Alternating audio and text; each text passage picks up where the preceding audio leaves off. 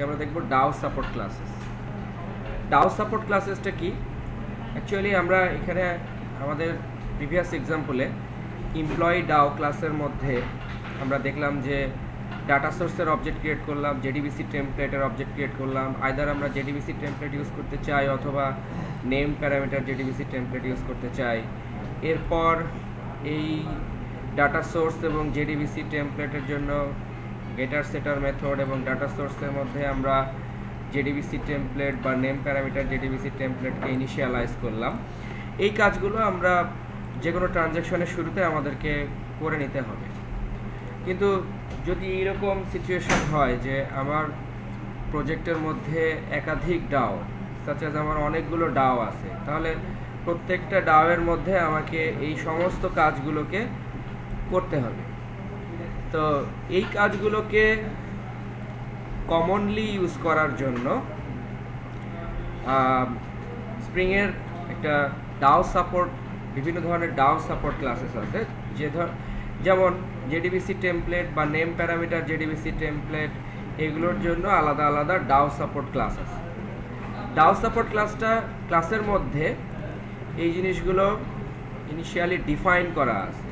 That means আমাদেরকে আর এই জিনিসগুলোর আলাদাভাবে ডিফাইন করতে হবে না, আমরা জাস্ট মেথডের মধ্যে জেডিবিসি টেমপ্লেট অথবা নেম প্যারামিটার জেডিবিসি টেমপ্লেটের বিভিন্ন মেথডগুলোকে জাস্ট কল করব।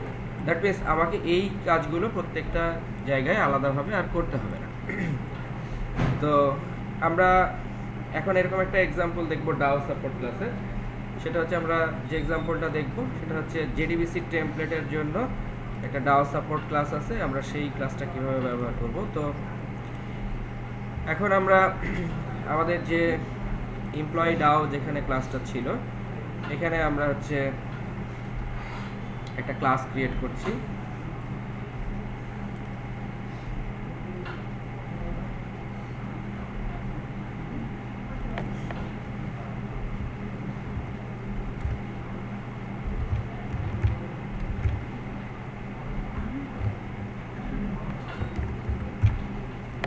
আমি এটার নাম দিলাম হচ্ছে employee DAO support DAO, ET support Dao.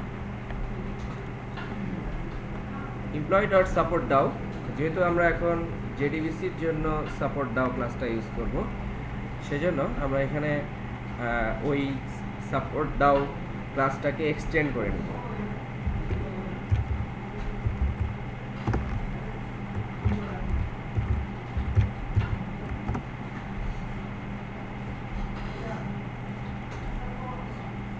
JDBC DAO support, JDBC DAO support এই ক্লাসটাকে আমরা এক্সটেন্ড করে নিলাম এবং এক্সটেন্ড করলে আমরা দেখতে পেলাম যে এখানে এই ক্লাসটা আছে হচ্ছে org spring framework JDBC core support JDBC DAO support. তো আমরা যদি জেডিবিসি ডাও সাপোর্ট এই ক্লাসটার মধ্যে একটু যাই, তাহলে আমরা দেখতে পাবো যে এখানে অলরেডি জেডিবিসি টেমপ্লেটের অবজেক্ট ক্রিয়েট করা আছে, তারপরে সেট ডাটা সোর্স এই মেথডগুলো আছে, তারপরে গেট ডাটা সোর্স এবং set JDBC template, get JDBC template, এই ধরনের মেথডগুলো অলরেডি এখানে আছে, ইমপ্লিমেন্ট করা আছে। তো যেহেতু আমরা এটাকে এই জেডিবিসি ডাও সাপোর্ট এটাকে এক্সটেন্ড করলাম, সুতরাং এই ক্লাসের মেথডগুলো আমার এই ক্লাসের মধ্যে অলরেডি আছে। তো এখন যদি আমরা এমপ্লয়ি ডাও ক্লাসের মধ্যে এখানে আমরা এরকম মেথড, এখানে যে মেথডটা ছিল সেই মেথডটা যদি আমরা এর মধ্যে ব্যবহার করতে চাই, সে আমরা এখানে মেথডটা ব্যবহার করলাম। তো এখন এই যে এখানে যে জেডিবিসি টেমপ্লেট, এই জেডিবিসি টেমপ্লেটটা যেহেতু এই জেডিবিসি সাপোর্টের মধ্যে আছে, সুতরাং আমরা এখান থেকে শুধুমাত্র get JDBC template, get JDBC template আমরা এই মেথডটাকে জাস্ট কল করে বাকি সব কাজগুলো সেম রেখে কাজ করতে পারি। ঠিক আছে, এখন প্রশ্ন হচ্ছে যে এখানে স্প্রিং যখন আমরা এমপ্লয়ি ডাওয়ের মধ্যে যে ডাটা সোর্সটা দিয়েছিলাম, ডাটা সোর্সের অবজেক্ট ক্রিয়েট করেছিলাম এবং এটাকে আমরা অটো ওয়্যার ব্যবহার করেছিলাম, দ্যাট মিনস এইখানে আমাদের ডাটা সোর্সটাকে সামহাউ সেট করতে হবে। কিন্তু যেহেতু এখানে আমাদের এরকম সেট ডাটা সোর্স মেথডটা অ্যাকচুয়ালি আমাদের এখানে নাই, যেহেতু এটা আমাদের এক্সটেন্ডেড ক্লাস থেকে আসতেছে। যেমন সেট ডাটা সোর্স মেথডটা যেহেতু অ্যাকচুয়ালি এইখানে ডিক্লারেশনটা আছে, সুতরাং আমরা এইখানে এটাকে অটো ওয়ার্ড অ্যানোটেশন ব্যবহার করতে পারছি না। তাহলে আমরা এখানে আমাদের ডাটা সোর্সটাকে কিভাবে অটো ওয়ার্ড বা অ্যানোটেশন কীভাবে আমরা হচ্ছে এটার ডিপেন্ডেন্সি ইনজেকশন করব, তো সেটার জন্য আমাদেরকে এইখানে আমরা এখন এই যে এমপ্লয়ি ডাউ সাপোর্টের জন্য একটা বিন ক্রিয়েট করব।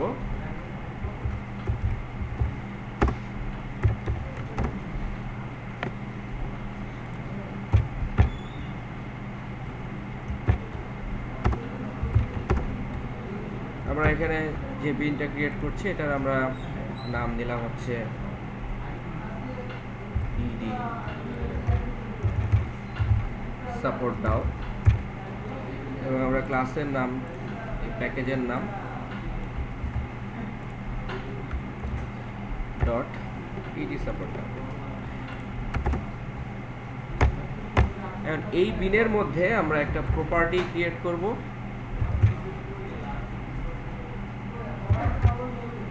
যে প্রপার্টিটার আমরা নাম দিব হচ্ছে ডাটা সোর্স, এবং এখানে আমরা রেফারেন্স হিসেবে ইউজ করব হচ্ছে ওই সেম ডাটা সোর্সকে। ক্লোজ করতে হবে, আমরা ক্লোজ করে দিলাম। তাহলে আমরা এই বিনের একটা অবজেক্ট ক্রিয়েট করলাম। যেহেতু এই বিনের অবজেক্ট ক্রিয়েট করলে এর ভিতরে ডাটা সোর্সের অবজেক্ট আছে, তো এই ডাটা সোর্সের অবজেক্টটাকে যেহেতু আমরা এখানে ইনজেক্টেড করতে পারছি না অটোওয়্যারের মাধ্যমে, সুতরাং আমরা এখানে বিনের অবজেক্ট ক্রিয়েট করে ওই প্রপার্টি ডাটা সোর্সের মধ্যে আমরা এই ডাটা সোর্সের অবজেক্টটা দিয়ে দিলাম। দ্যাট মিনস এখন এই এমপ্লয়ি ডাউ ক্লাসটা এই ডাটা সোর্সটাকে ব্যবহার করবে। তাহলে এখানে এই ডাটা সোর্সটা ইনজেক্টেড হয়ে গেল। দেন আমরা সিম্পলি যদি এখানে বলি যে গেট জেডিবিসি টেমপ্লেট, এই গেট জেডিবিসি টেমপ্লেট অ্যাকচুয়ালি আমাদেরকে জেডিবিসি টেমপ্লেটের অবজেক্ট রিটার্ন করবে, এবং এই জেডিবিসি টেমপ্লেটটা ইনিশিয়ালাইজ হবে হচ্ছে ওই ডাটা সোর্সের মাধ্যমে। অর্থাৎ এখানে সেট সোর্সের মধ্যে ডাটা সোর্সের যে অবজেক্টটা সেট করা হয়েছে, এই ডাটা সোর্সের অবজেক্টটাকে আমরা এখানে ইনজেক্ট করে দিলাম। তাহলে এখন যদি আমরা এই এমপ্লয়ি ডাউ সাপোর্ট ক্লাসের জন্য এখানে এই কনটেক্সট বিনের মাধ্যমে যদি আমরা এখন ইডি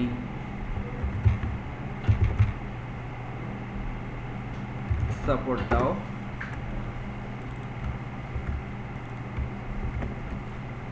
এটার নাম হচ্ছে ইডি সাপোর্ট দাও, এবং এখন যদি আমরা এইটার মাধ্যমে এই ইডি সাপোর্ট দাও এর গেট এমপ্লয়ি বাই আইডি এই মেথডটাকে কল করি,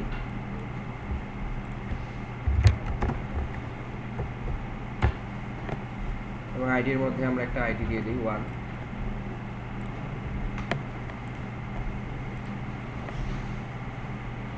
তাহলে আমরা দেখতে পাচ্ছি যে ভ্যালুটা রিটার্ন করছে। দ্যাট মিনস তাহলে আমরা এখানে সিম্পলি জেডিবিসি ডাউ সাপোর্ট অর্থাৎ ডাউ সাপোর্টেড ডাউ ক্লাসকে ব্যবহার করে শুধুমাত্র আমরা জাস্ট মেথডটাকে কল করতে পারছি, এবং এই ক্ষেত্রে আমাদেরকে এই ডাটা সোর্স, তারপরে autowired set data source, JDBC template, এগুলোর কোনো কিছুরই অবজেক্ট এখানে ক্রিয়েট করতে হচ্ছে না। সিম্পলি এতটুকু। তো যেরকম জেডিবিসি ডাউ সাপোর্টের জন্য আলাদা ক্লাস আছে, ঠিক সেরকমভাবে সিম্পল আমরা এখানে নেম প্যারামিটার জেডিবিসি জন্য এখানে এক সাপোর্টেড ডাউ ক্লাস আছে।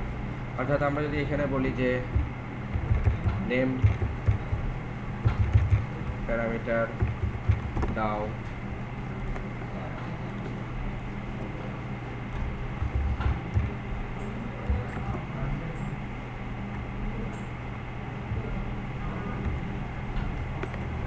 Name parameter JDBC Dow support.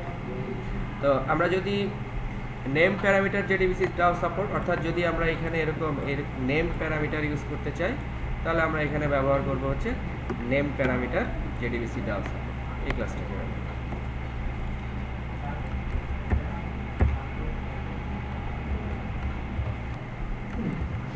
আমরা এটা আগের মতোই রেখে দিলাম। তাহলে আমরা দেখলাম যে কিভাবে ডাও সাপোর্ট ক্লাসকে ব্যবহার করে সিম্পলি আমাদের কোডটাকে আরও কমিয়ে ফেলা যায়।